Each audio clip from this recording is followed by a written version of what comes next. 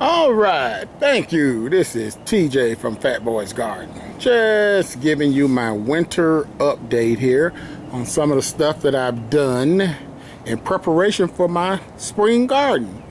That's a pecan tree. And if you see that thing is really tall. And when those leaves get on there and the pecans get on there, those branches actually sag down that I literally have to lift the branches up out of my way to go and work in my garden. So I actually decided, hey, there's no leaves, there's no pecans, I'm gonna trim this tree.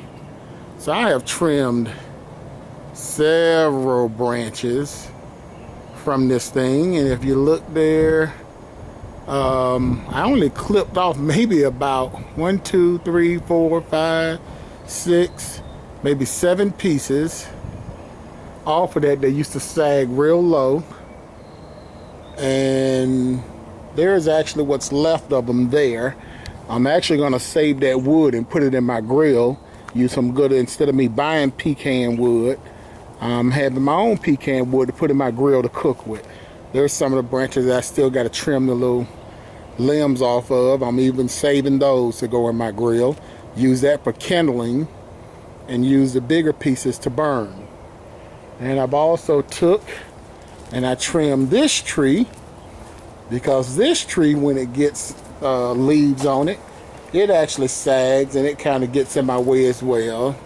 So every year I kind of cut this tree back, and this year I really cut it back.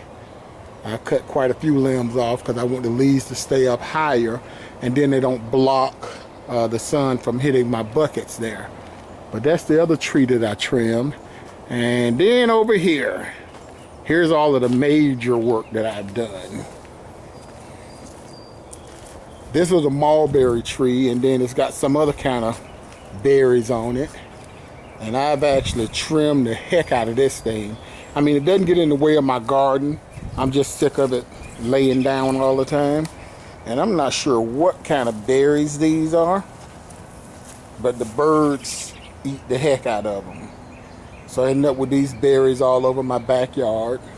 So I cut that particular tree completely down. Did a little more trimming on that one.